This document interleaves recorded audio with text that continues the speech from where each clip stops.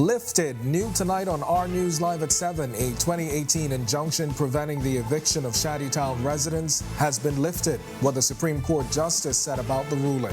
I'm Anthony McDermott, and coming up in our news tonight, a brazen daylight shooting rocking the West Bay Street area, leaving a foreign national dead and residents shaken. I'm Anthony McDermott, and I'll have all the details for you tonight in our news. And delayed but not denied, the winners of the 2023 Junior Junkanoo Parade are announced. And then in our news at 7:30, we are days away from CARICOM leaders descending on the Capitol. Today, the Prime Minister talks security concerns before the major regional meeting. Our News Live at 7 starts now.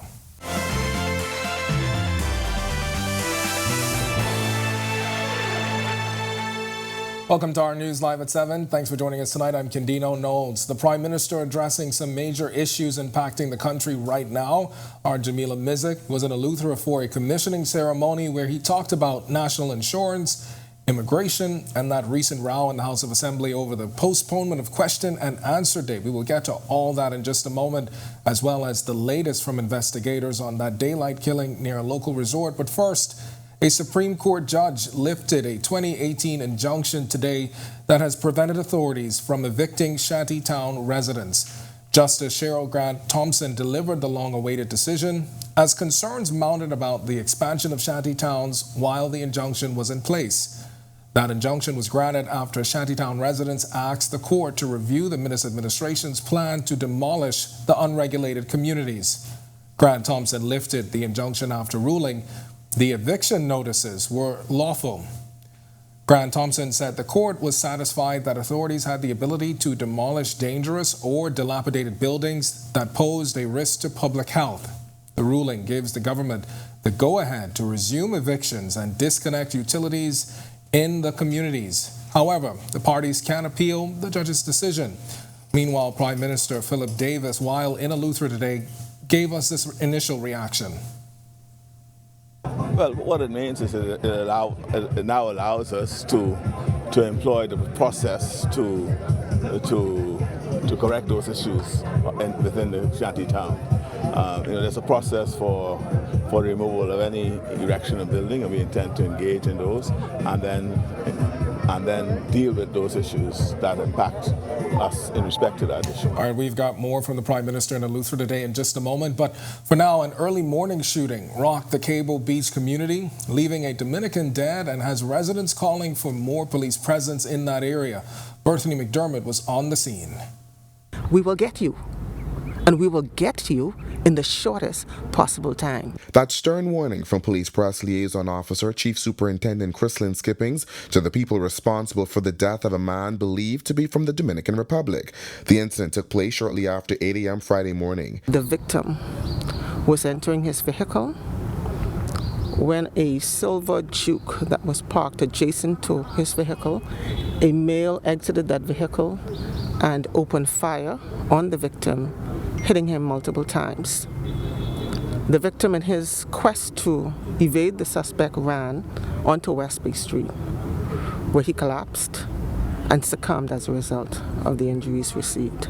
Despite the tragic death, tourists and others continue their morning routine of exercising on the Bay Street Strip. Now, according to Skippings, the getaway car was found in bushes off Munnings Road hours later. We spoke to one resident who said he heard the gunshots. Over 20 shots. It just shows you that you could be in any part of the Bahamas and Nassau right now, right?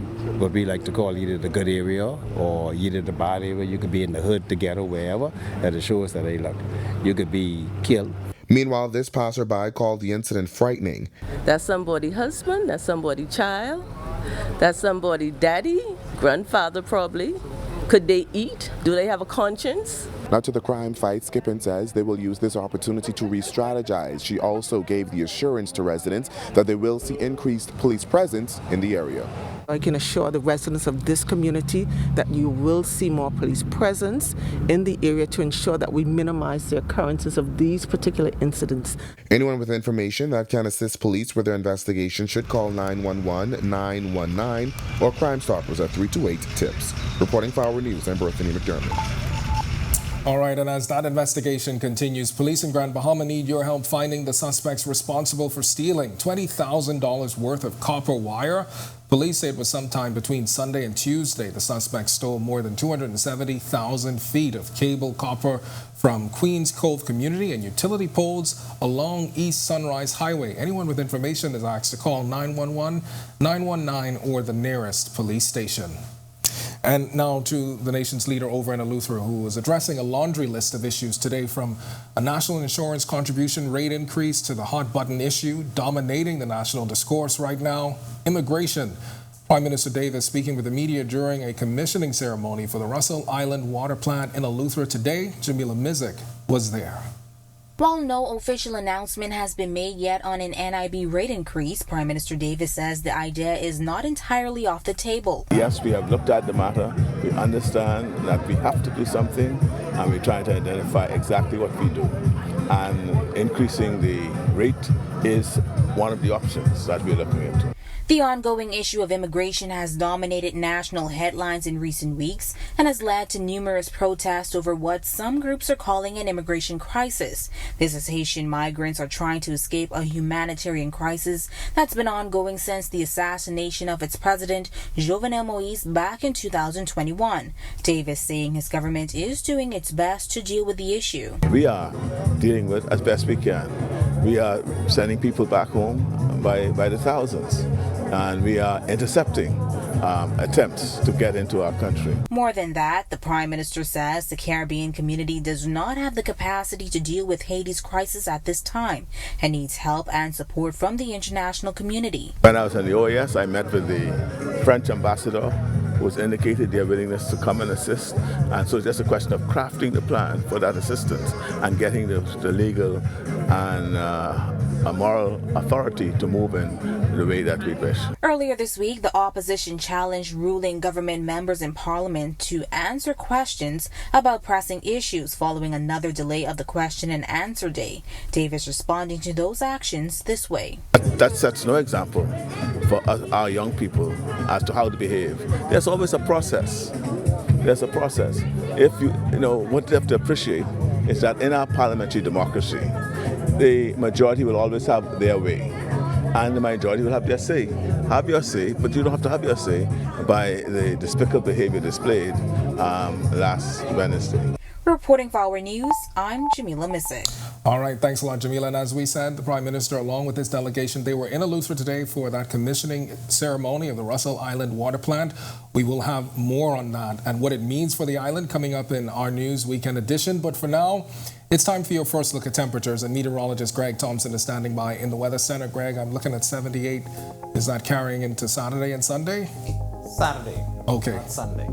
Sunday we do expect a front, but we'll tell you all about that in a short while. But all right, I did see those 69s. And yeah, we're going to get some cooler temperatures, but that's going to be short-lived. All right. Yeah. 78 degrees outside our studios right now, few clouds. It's still breezy. The winds are out of the southeast at 14 miles per hour, and your feels-like temperature is hanging around the mid-70s. Temperatures are actually around the islands tonight. It is 76 in Freeport, 77 over in Marsh Harbour, Abaco, also in Alistown, Bimini, and in Governor's Harbour. 78 in Great Harbour Key, Nicholstown, Andros, here in the capital, Central Bahamas, 77 Kemps Bay, 78 in Arthurstown, Cat Island, 79 in Georgetown. We pick up 76 in Coburn Town, San Salvador, over in Deadman's Key. You guys are 78. And into the Southeast Bahamas, 79 in Duncantown, Ragged Island. We pick up a string of 78s in Colonel Hill, Cricket Island, Delectable Bay. You got some showers down there as well. Abrams Bay, 78. Matthewtown, Inago, 79. Our neighbors to the southeast, Turks and Caicos Islands, you are 77 at this hour. On our satellite, that high-pressure system still in charge, but it is weakening and sliding out towards the east. We're still at a couple of spotty showers, mainly down near the southeast Bahamas. But all eyes are now on this big blob of showers and thunderstorms associated with the frontal boundary that we expect to get near sometime late Saturday into Sunday. Most of the activity will be waning as it pushes towards the south. Most of the energy pulling towards the northeast. A low-pressure system expected to develop along that boundary and eventually drag that front boundary across us by Sunday. That's your first look at weather. Stick with us. Your extended forecast is still to come. Still to come on our news, why the transport minister says she's extremely concerned about recent boating accidents in the Bahamas. Plus, Junior Junkanoo makes a grand return to Bay Street. We've got highlights coming up. And the future looks a lot smoother for some New Providence streets. We'll tell you where teams are getting to work. That's coming up when our news returns.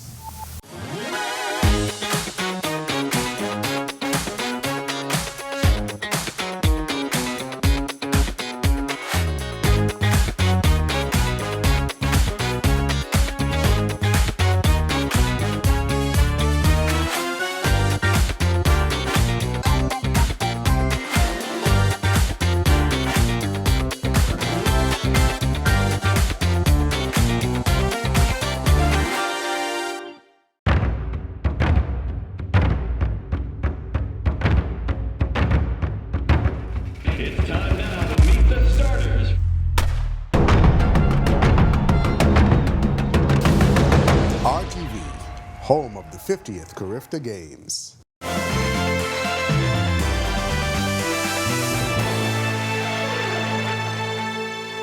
The regional body known as CARICOM turns 50 this year, and over those 5 decades, many memories were made along the way. Our Sasha Lightbourne chats with 2 men who were front and center to some of those moments. As a journalist, I often wonder what it's like behind closed doors when regional and world leaders meet, no longer in front of the camera. Once the agenda items are completed, and all the work is done, then what happens? Are friendships forged? Surely memories are made. Foreign Affairs Minister Fred Mitchell and former Deputy Prime Minister and Minister of Foreign Affairs Brent Simonet have both traveled representing the country at meetings and conferences. My favorite one is, Hugo Chavez was meeting with the CARICOM countries and Cuba in Montego Bay with Prime Minister P.J. Patterson in the chair. And as the meeting was ending, Chavez takes out the Bible and starts reading these long passages in Spanish and saying to Castro that he has to take Christ as his personal savior. That was the most extraordinary thing I'd heard. Now, Brent Simonet, who has served as Foreign Affairs and Immigration Minister in several F&M administrations, has a few standout moments as well. The behind-the-scenes camaraderie when the press aren't there and you're having a drink, and certainly it was a wonderful experience on a personal basis. It was a wonderful experience for me when I represented the Prime Minister, which I did on many occasions in CARICOM, and throughout meeting these leaders wherever we met. We met some interesting, or you sat next to. I remember sitting next to President Obama. And you see this persona on TV, but when you start cracking jokes and relaxing, you really see the human side of what a lot of leaders in the Caribbean are. Reporting for our news, I'm Sasha Lightbourne. All right, thanks a lot, Sasha. And Transport Minister JoBeth Colby Davis says she's extremely concerned about the number of recent boating incidents in the country.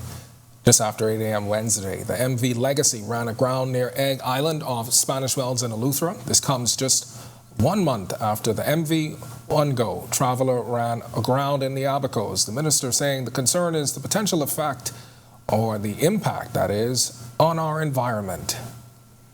It's extremely concerning, most importantly because of the impacts that could come to the environment. And so we are having a meeting. My acting port controller was out of country attending sessions in Jamaica, some training sessions, and so he's back on Monday, and I have called for a meeting for us to discuss what we have now outstanding and how we will be dealing with a lot of these matters and where we could seek to address or alleviate some of the problems, how we could be proactive in addressing those problems, because I am very concerned of what's been happening lately.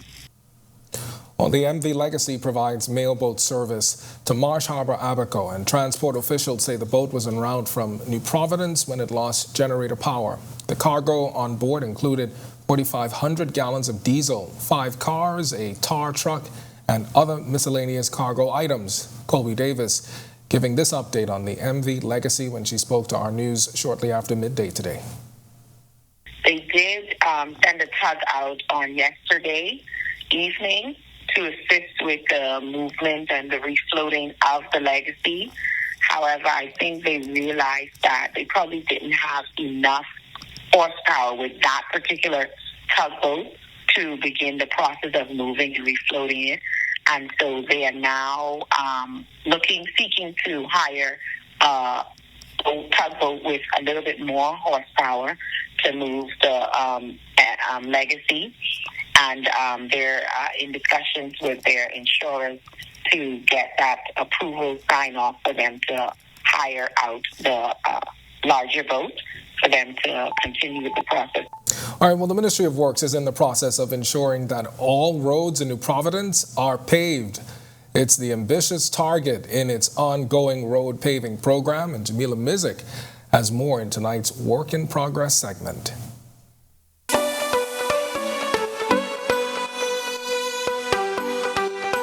The The Ministry of Works has identified roads in poor condition and in need of repaving. But until they're able to tackle all of the roads, Senior Civil Engineer with responsibility for construction and road maintenance, Francis Clark, shares what is being done in the meantime. We have contractors and our in-house road patching crews attending to some of the potholes that would appear after a rainy event and overnight. But just how does it work? In order to prioritize which roads that will be attended to, we have a road hierarchy system where we prioritize the arterial roads and the collector roads. These are the roads that have the highest volumes of traffic that travel at the highest rate of speed. And as for where they're working now, we are working in the Chippingham area. That is currently an active paving program. We're also working on Village Road, which is really a road construction project. And we also are paving on Gladstone Road, and then we will be paving Hospital Lane very soon. Reporting for Work in Progress for Our News, I'm Jamila Missick.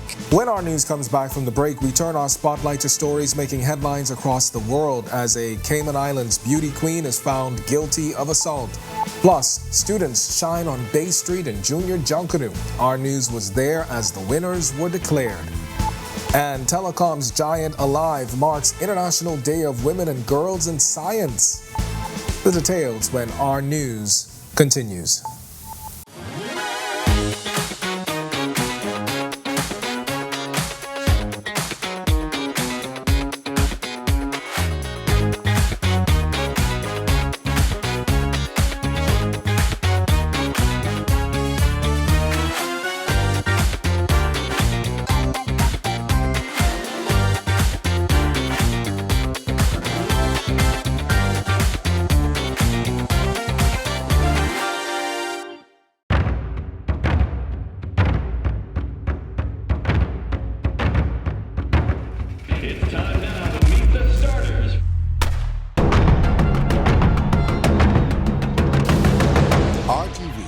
Home of the 50th Carifta Games.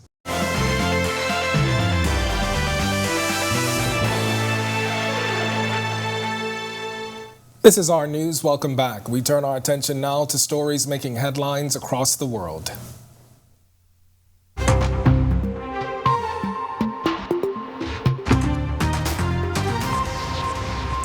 The White House says President Joe Biden ordered a U.S. fighter jet to shoot down a high-altitude object that was the size of a small car over Alaska on Friday. White House spokesperson John Kirby told reporters it was unclear where the object came from and that many details were unknown about the object. Kirby says the United States expected to recover the object after it landed in U.S. territorial waters. The predominant concern by the president was a safety of flight issue at that altitude. Remember the one that we shot down last Saturday? It was at 65,000+ feet. So no threat to civilian aircraft. This one at 40,000 feet could have posed a threat to civilian aircraft, and it did not appear to have the maneuverable capability that the other one did. So, virtually at the whim of the wind. And this man, only identified as 25-year-old Yusuf, who you're looking at the screen right now, walking through the rubble of destroyed buildings in quake-hit Aleppo today, mourning his 5-member family. Yusuf says his whole family died, including his father, mother, brother, sister, and nephew. Authorities say the death toll from the 7.8 magnitude earthquake and several powerful aftershocks is over 17,000 in Turkey and more than 3,000 in Syria. It now ranks as the 7th most deadly natural disaster this century. The UN's human rights chief on Friday urging the international community to consider deploying a specialized armed force to Haiti, warning that violent gangs are creating a living nightmare for thousands of people. The appeal from UN Human Rights Commissioner Volker Turk. It came at the end of a 2-day visit to Haiti at the request of the Haitian government, which says it is unable to control gangs that are killing, raping, and pillaging in a growing number of neighborhoods. Violence has spiked in the impoverished country since the July 2021 assassination of President Jovenel Moïse.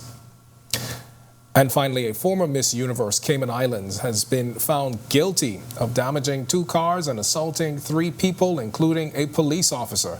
Tiffany Connolly had pleaded self-defense in the October 2019 incident in which authorities said she visited her ex-boyfriend's home and assaulted him and his father and later a police officer. During the trial, Connolly's attorney argued the beauty queen was facing mental health challenges and contended she was mistreated by police.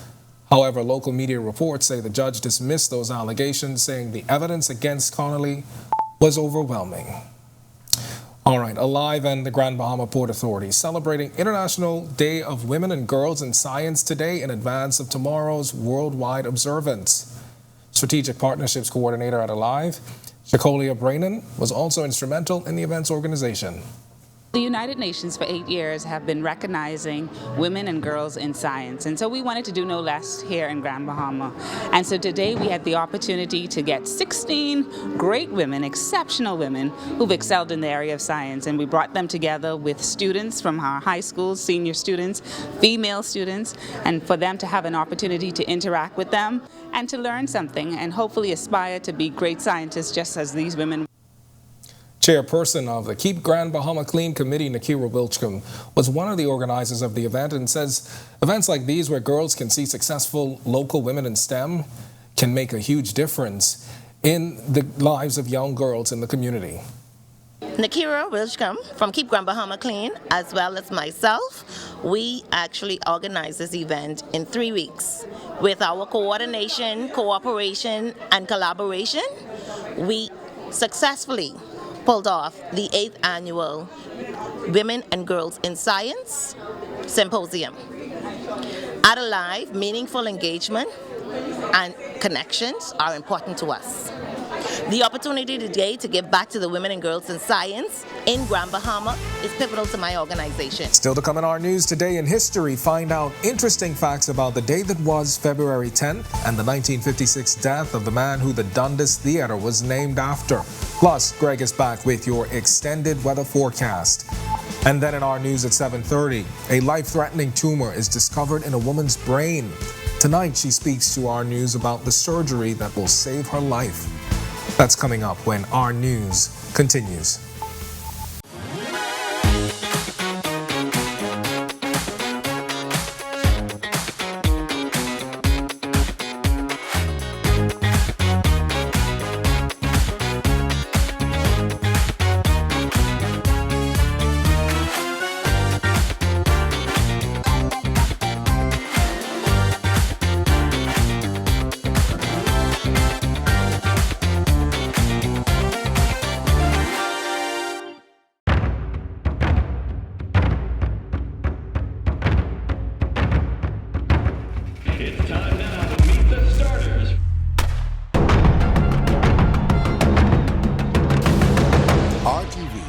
Home of the 50th Carifta Games.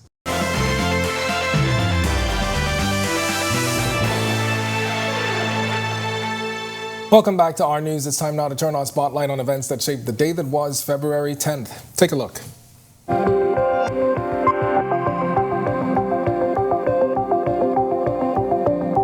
On this day in Bahamian history, in 1789, the Honorable John Brown was granted 150 acres of land on New Providence. He used the property to build the historic Buena Vista Estate on Delancey Street and is now known as the John Watlings Distillery. And finally, on this day in 1956, Charles Cecil Farquharson Dundas died at the age of 71. Dundas was governor of the Bahama Islands from 1933 to 1940 after previously serving as colonial secretary. The Dundas Center for the Performing Arts, first known as the Dundas Civic Center on New Providence, is named after him.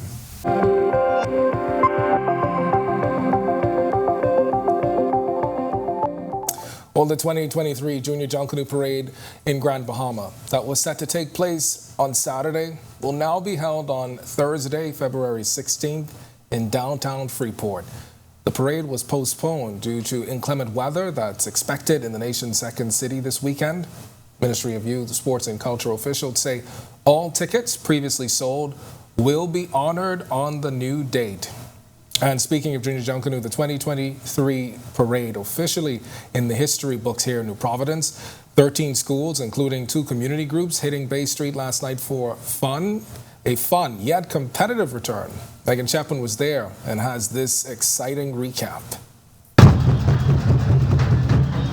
Bay Street's coming alive once again for the return of cowbells, goatskin drums, and colorful costumes. After a 2-year hiatus, Minister of Youth, Sports and Culture, Mario Boleg, and Education Minister, Glenys Hannah Martin, both say they were excited to see the little darlings express themselves through the cultural art. The uncertainty of ensuring that the parade would take place because of the lack of interest from the schools. And we wanted to continue to prolong it a little while longer, but I said to my culture team, we had 2 years hiatus. The more we get the creative enterprises out in the schools, the more it helps to redirect any sort of issues that young people have. It's very renewing. Ministry of Youth, Sports and Culture Junkanoo Coordinator Ellery DeVoe said there were some hiccups, including import challenges and date changes. We tell them that we're going to make it a more relaxed parade, and after the relaxed parade, just have fun. And from what I saw tonight, come on. But once the green light was given, the schools and community groups sprung into action. Junior Junkanooers bringing out their best choreography, costumes, music, and banners. And when the votes were tallied, One-on-One claimed first prize for the preschool division. And to win Best Banner, I am over the top. I can't wait to call everybody and let them know. Centerville Primary School took the top prize in the primary school division, and CV Bethel walking away as the winners in the high school division. It feels good to win. Let's hope we win again next year. It was good. It was a good experience. This is my first time rushing on Bay Street, and we stunned the crowd, and that's what we came to do. Reporting for Our News, I'm Megan Shepard. All right, thanks a lot, Megan, and congratulations to all those schools that participated, especially the winners. If you want to watch that story again, and for all of today's top stories, you can visit ournews.bs. That's going to do it for us in News at 7. Joining us now is Italia Hall with the latest headlines. Italia? Yes, Ken. Well, this weekend, I think it's being celebrated as Love Weekend. I have on my red tonight. Any I didn't get the memo, but hey.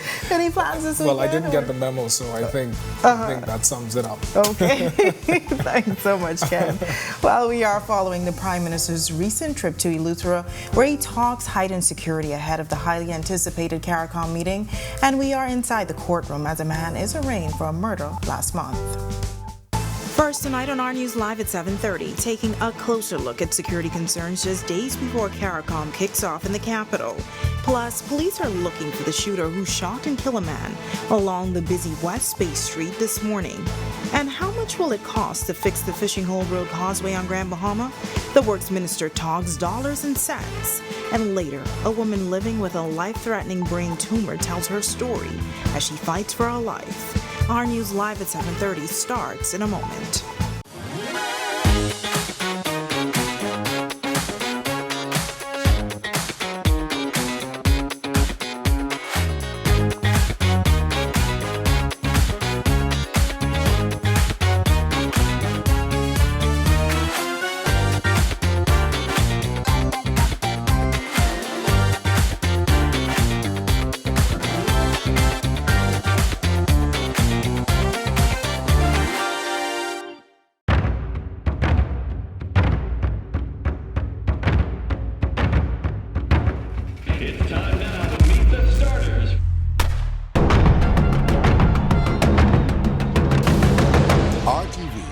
Home of the 50th Carifta Games.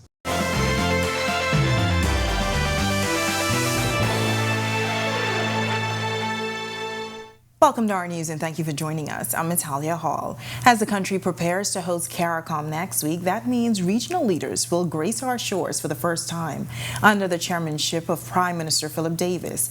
It's also expected that high-ranking U.S. officials will be in town, along with Canadian Prime Minister Justin Trudeau. And with all that involved, officials have said that security will be heightened. Adding fuel to the fire, the nation's leader recently received anonymous death threats, and protesters have made clear their intentions to take their actions when CARICOM meetings begin on Wednesday at Bahamas, while the Prime Minister assured reporters today that everything will be under control. No security concerns at all, and we are ready for any issue that might arise from the prospect of security breaches. An early morning murder in the Cable Beach community, leaving residents and tourists in a state of shock. This latest incident taking the homicide count to 16 for the year. Police press liaison officer Chief Superintendent Christine Skipping said the incident unfolded just after 8 a.m. The victim was entering his vehicle when a silver Juke that was parked adjacent to his vehicle, a male exited that vehicle and opened fire on the victim, hitting him multiple times. The victim, in his quest to evade the suspect, ran onto West Bay Street, where he collapsed and succumbed as a result of the injuries received. Our News spoke to one Cable Beach resident who said he heard the gunshots. How many gunshots would you say you heard? Over 20 shots. It just shows you that you could be in any part of the Bahamas and Nassau right now, right? What we like to call either the good area or either the bad area. You could be in the hood, the ghetto, wherever. That it shows that, hey, look, you could be killed. Now, if you can assist police with their investigations, do not hesitate to call them at telephone numbers 911, 919, or Crime Stoppers at 328-TIPS. Well, a 47-year-old man is behind bars after he was accused of killing a man in Fox Hill last month. Prosecutors say Lawrence Russell shot and killed Theophilus Narin at Johnson Road on January 26. Russell did not have to enter a plea to the charge when he appeared before Magistrate Shaker Seville. He returns to court on May 17th to receive a voluntary bill of indictment. Grand Bahama police arresting 3 men in 3 separate incidents Wednesday after they were found with ammunition and suspected drugs. In the first incident, a 29-year-old man of Cameron Street was arrested after police executed a search warrant on his home and found ammunition. In the second incident, Drug Enforcement Unit officers arrested a 47-year-old man of Jonestown after he was found in possession of a quantity of suspected marijuana. The arrest happened shortly after 4 p.m. while the officers were on routine patrol in the area of Pinedale, 8 Mile Rock, and conducted a search of a black Honda Fit and found the drugs.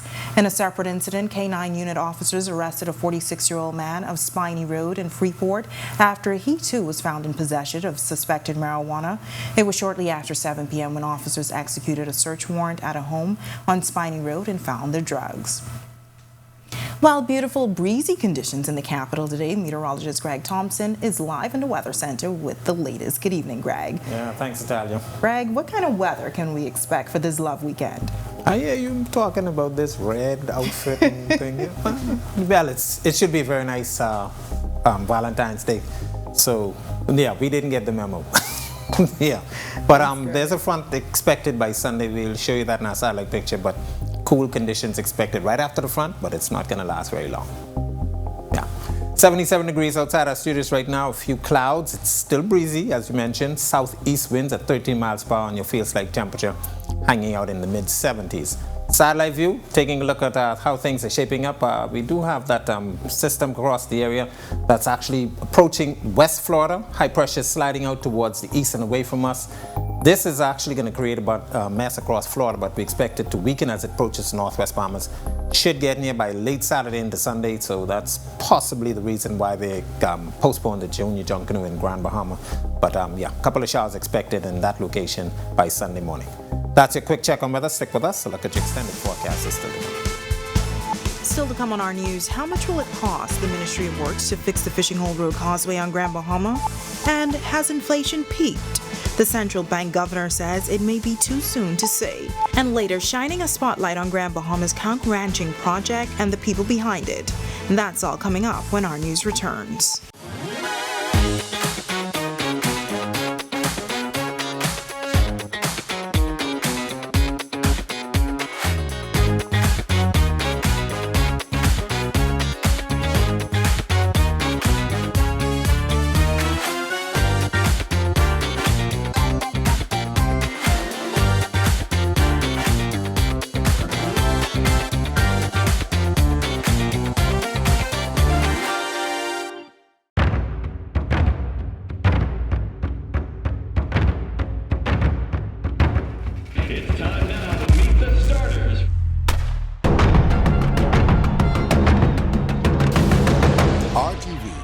home of the 50th Carifta Games.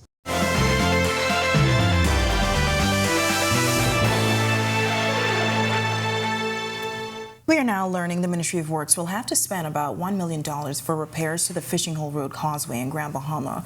This after multiple calls from frustrated residents for a completion date of a works assessment. The matter is currently before Cabinet for the funding, and that matter should come up at the next Cabinet meeting. And once the funding is provided, we will move forthwith in terms of having a contractor in Grand Bahama. Works Minister Alfred Sayers also addressing the service road, which is now being used by drivers temporarily since the causeway's closure earlier this year, after reports of multiple car accidents. A statement by Port Authority officials on Thursday explains they have made necessary provisions to safeguard motorists traversing the area by grading the service road, that project costing the port over $20,000. And executives say the move is only a temporary fix until the Ministry of Works completes its assessment. But residents are now complaining the service road is causing damage to their vehicles. That service road facilitates the port area because from Bahama Rock you have industrial vehicles which are carrying various supplies which cannot use the dock, and therefore they use the service road. And I put forward a request to the Grand Bahama Port Authority in my conversation with their representatives for a commitment to partner with the government in the paving of the service road. And he had this message for residents in Grand Bahama. We know that this causeway is critical in terms of traveling from West Grand Bahama to Freeport for employment, for school, and for leisure. And we will be moving very, very aggressively. As Bahamians continue to struggle with inflationary pressures, Central Bank Governor John Rowell says it's too soon to say if we've seen the peak. His comments came on the sidelines of a macroeconomic conference held by the bank this week. We have to continue to monitoring. I think the data for the Bahamas is not as current as it is for some countries. So once we see what the numbers look like for December and into the early part of this year, we'll have a good feel as to whether we've reached a peak in inflation. In recent months, Bahamians have had to grapple with a rise and decline in fuel prices, as well as the rise of food items like eggs. Rowell says the latest data from November and that model showed that inflation was still on the rise. That also reflects the fact that the timing is not one-to-one with the United States and others. So there's a lag in terms of some of the pass-through for the Bahamas. The Bahamas National Trust premiered their short documentary film titled Conscious Movement last night, and some of the feature fisher people from East Grand Bahama flew in for the event. Our Marlena Leonard was there and filed this report. I am proud of you, BNT, because my folks in East Grand Bahama, and especially Sweetens Key, you all know we were hit hard with the hurricane. But you know what? BNT has given us hope. That's Shervin Tate, a fishing guide and fisherman in Sweetings Key, East Grand Bahama. Tate traveled to New Providence, joined by some other fishing industry members from his area, for the BNT's premiere of their short film, Conscious Movement. The film showcases the BNT's East Grand Bahama conch ranching project and the relationships created with the community. Bahamas National Trust Executive Director Lakeisha Anderson-Roll says conservation in a broader sense has been underway for the past decade. We've now been moving into doing more community-based conservation programs. We initiated one in East Grand Bahama. We have been successful to the point where we are interested in using that model to duplicate it on other islands where we have national parks, which is our focal area. And the BNT didn't stop at teaching the community more about aquaculture. Director of Science and Policy Fallon Cartwright tells us, we explored the opportunities for them to develop value-added products from the conch shells, trainings on conch carving. For example, this was a gift from one of the community members who was with us here for the film screening, and giving them alternatives so that we can reduce some of the pressure of the fishing on the resource in the wild. Tate shares that some fishermen didn't have their standards of training certification and watchkeeping or captain's license prior to the BNT's arrival. And now, with more official training, they've also set up framework for the future. We are excited because BNT has placed in us with a cooperative where we now would be able to manage and steer those young ones who coming up and don't know how to make it happen. Reporting for Our News, I'm Marlena Leonard. When Our News comes back from the break, a woman living with a life-threatening tumor is in need of surgery and your help. We have her story coming up. Plus, coming up for sports here on a Friday, DeAndre Ayton and his Phoenix Suns in action going up against Atlanta. We'll tell you whether or not they can pick up a win. We'll also tell you the latest as the New Providence Basketball Association gets ready to take back to the court. That's coming up in sports. And when was the last time you had a massage? Why one therapist says monthly massage therapy can be good for your mental health. We have all of the details when Our News continues.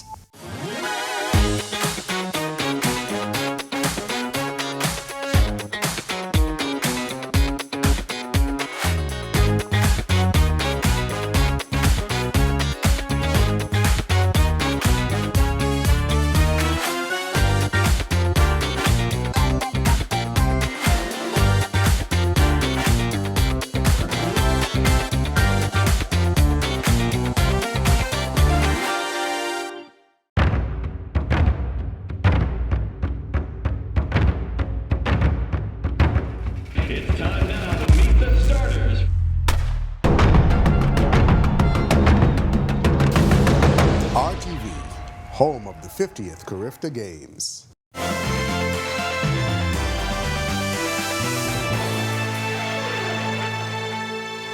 This is Our News. Welcome back. 3 months after being diagnosed with a life-threatening brain tumor, a mother of 3 needs your help to raise money for a much-needed surgery. She tells our Bethany McDermott the tumor is now impacting her mobility and vision. Life changed for Shakita Ambrister during the weekend of November 11th, 2022, after doctors diagnosed her with a life-threatening brain tumor. She said for years she's been having seizures, but doctors could not say why. That is, until she saw a doctor just days shy of her 50th birthday. I went to work feeling sick and could not figure out what was going on. My pressure was very high at that time. I went down to accident emergency. My pressure was like 226 over 126. Speak with one of the doctors. The doctor said that before she let me go, or she wanted to make sure that the pressure, seeing that it was so high that it didn't do anything in the brains. The physician ordered a CT scan which revealed a dreadful reality, a tumor that stretched from the right to the left side of her brain. The tumor not only resulting in excruciating pain, but also impacting her mobility. The mother of 3 who enjoys praying and interacting with others from then to now says the journey has been rough. She says she has closed herself off to those closest to her so as to not burden the ones she loves. Meanwhile, her son, Marcos Ambrister, says the journey at times has been overwhelming. Having to deal with trying to raise funds, ensuring that she's not left alone most of the times because she can't be left alone, and then just having to balance life, a sick parent, and everything else. Ambrister now has to travel to Miami, Florida to have a $45,000 surgery to save her life. And for that, they need your help. You can give either through Suncash, GoFundMe. There's also links to see the sheet to the Google Forms that will allow you to have access to all of our banking information so that cash can be sent there. Reporting for Our News, I'm Bethany McDermott. Thanks, Bethany. And to watch that story again, you can visit ournews.bs.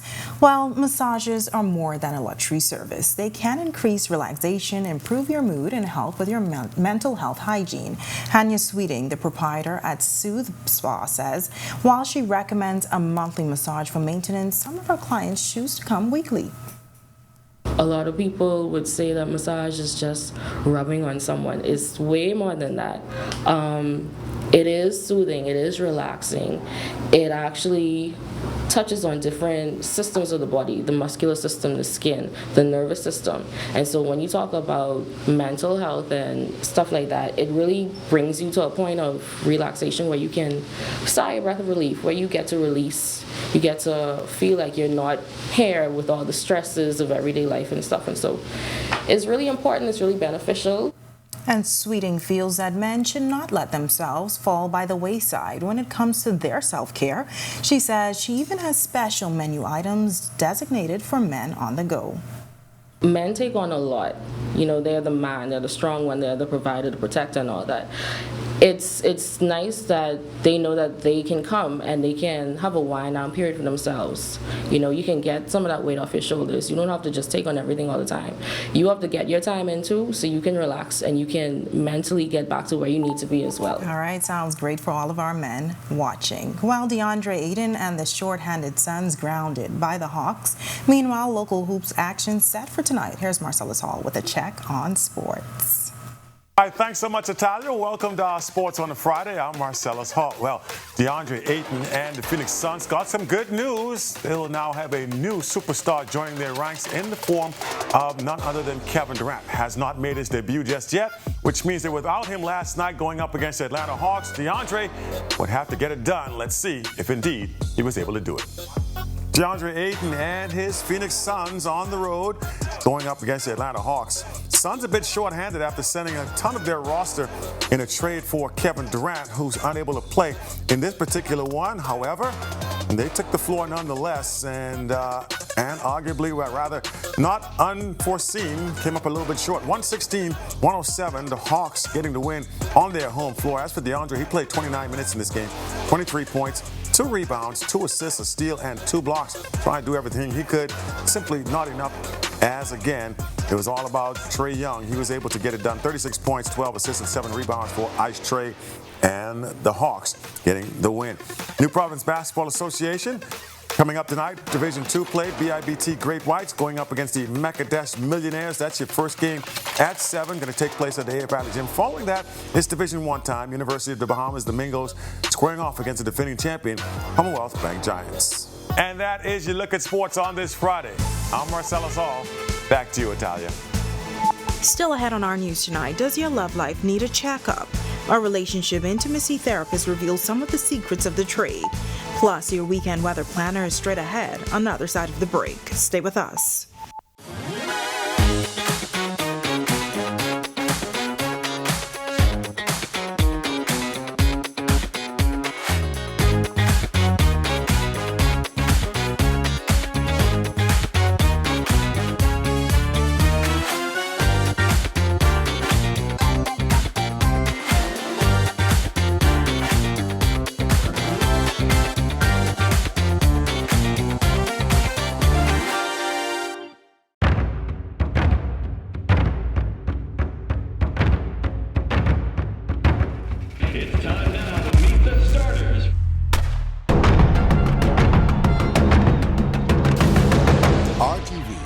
Home of the 50th Carifta Games.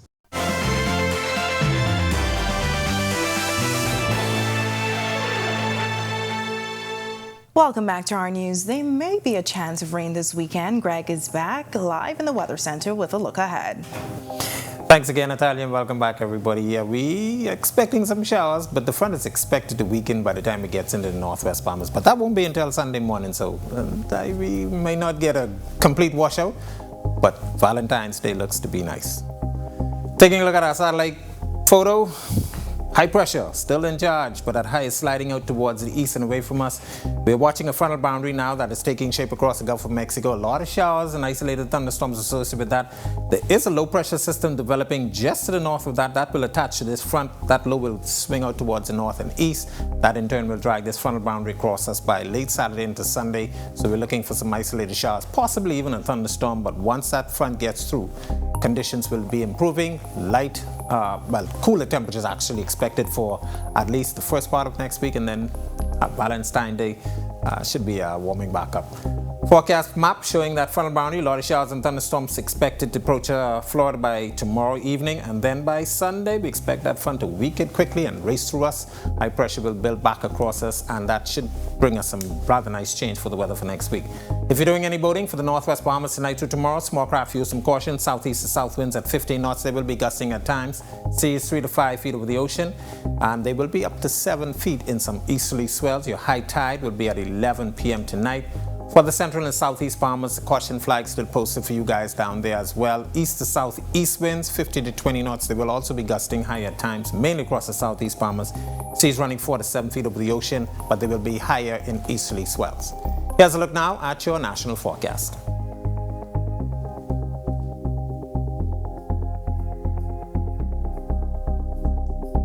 In your extended forecast, as I mentioned, that frontal boundary expected by the weekend, Sunday, but temperatures take a dip for Monday.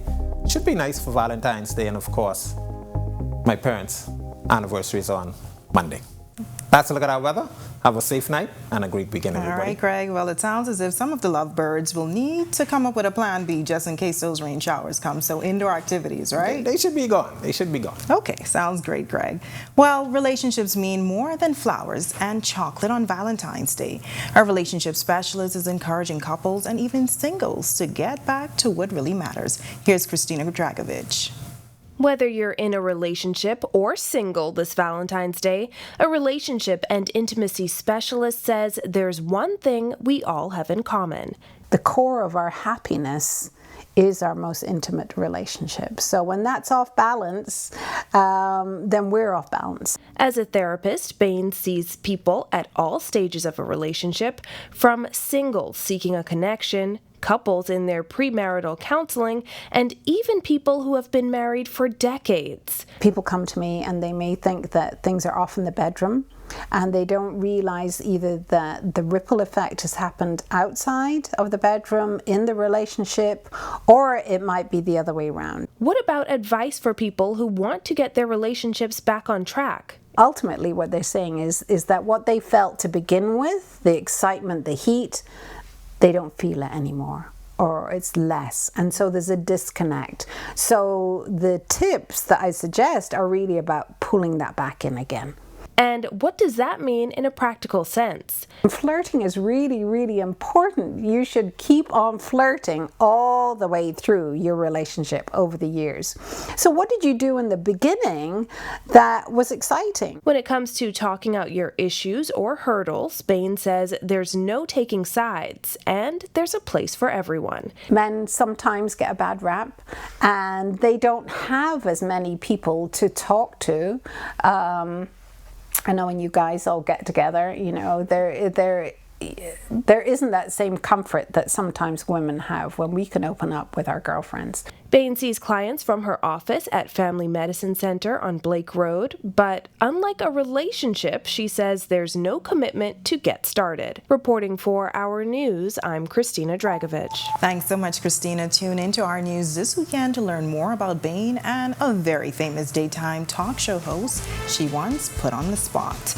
And with that, we thank you for joining us for Our News tonight. On behalf of the entire team, I'm Natalia Hall. We'll see you tomorrow night. Have a great evening.